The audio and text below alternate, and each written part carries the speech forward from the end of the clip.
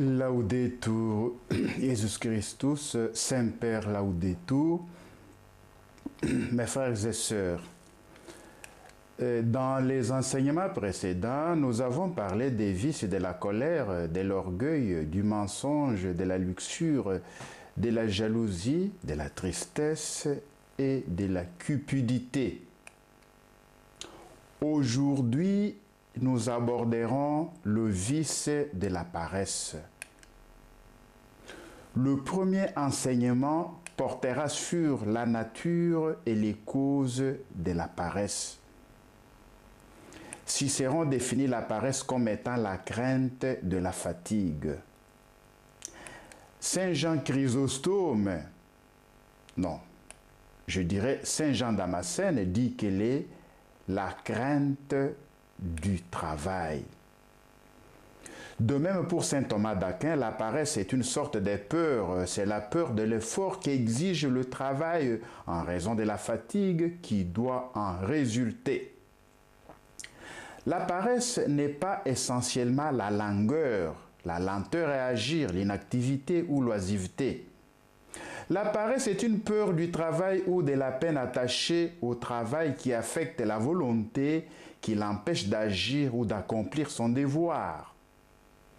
C'est une peur qui fait fuir le travail ou plus précisément le travail qu'on doit faire, car la paresse peut s'accompagner de toutes sortes d'activités où l'on trouve du plaisir et qui sont des fuites par rapport à l'action qu'on devrait faire.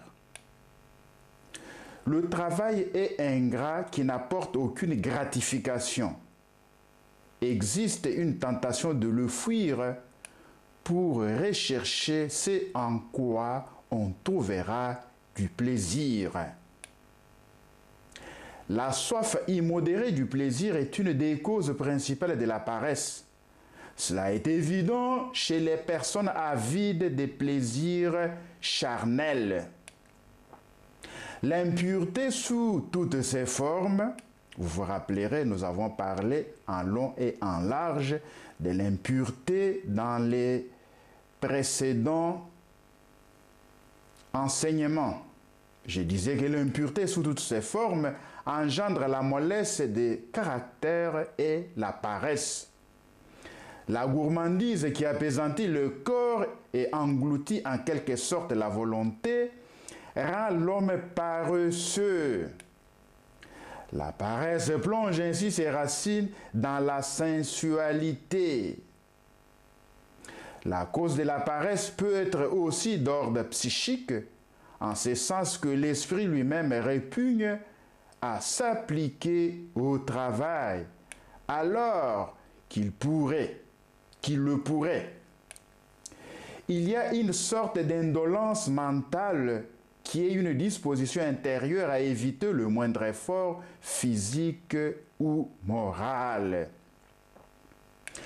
L'insouciance de celui qui ne se préoccupe de rien, dit nonchalant, le dispose à la paresse. Les grands maîtres spirituels de l'Antiquité chrétienne, en particulier les pères du désert, ont souligné le lien entre la paresse et la tristesse. La tristesse à laquelle on se laisse aller, le découragement, l'apitoiement sur soi-même, l'indécision, la méfiance à l'égard de l'autrui, la colère et toutes les idées noires inspirent la crainte de l'effort ou du travail qui définit la paresse.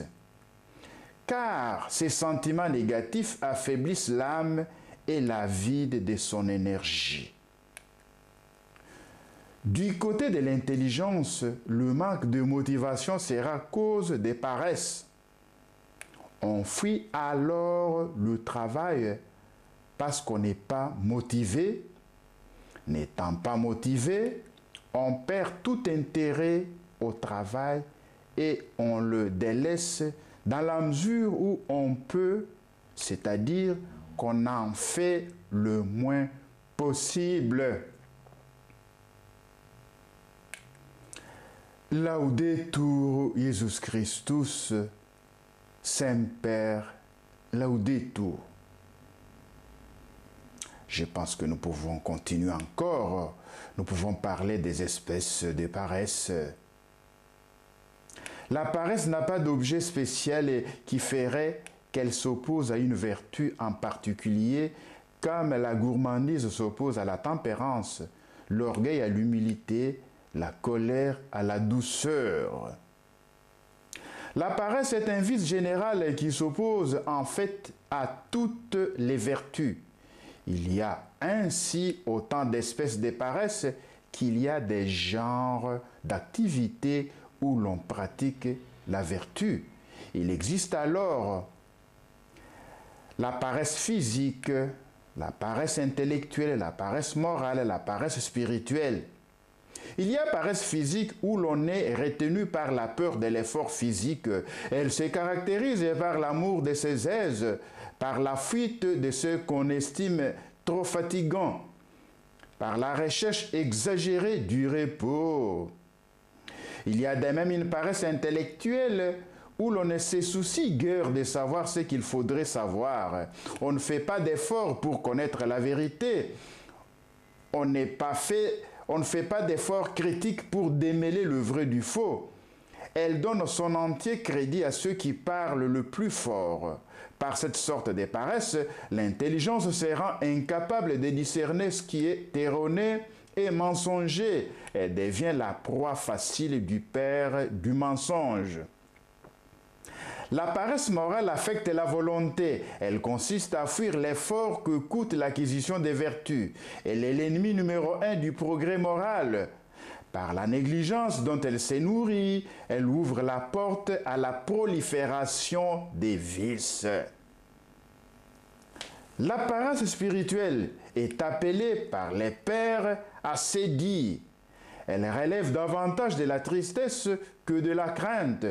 Dans l'acédie, la crainte de l'effort spirituel vient de la tristesse qui habite l'âme en face du bien divin. Elle est la grande ennemie de toute vie spirituelle en ce qu'elle inspire le dégoût des dieux. Elle fait fuir la participation au sacrement, la prière et tous les exercices spirituels. C'est sans doute l'espèce de paresse la plus dangereuse, qui s'accompagne très souvent d'une grande activité extérieure et d'une soif exagérée des distractions. Jette l'âme dans une profonde illusion, car elle s'oppose directement aux vertus théologales, ainsi qu'aux vertus cardinales de prudence, de justice, de force et de tempérance. Elle anéantit les conditions essentielles de la rencontre personnelle avec Dieu et de la persévérance dans le bien. Le recueillement et le courage dans la prière. Laudetur Jesus Christus, Semper Laudetus, Laudetur. Donc, frères et sœurs, la fois prochaine, nous vous parlerons des effets de la paresse.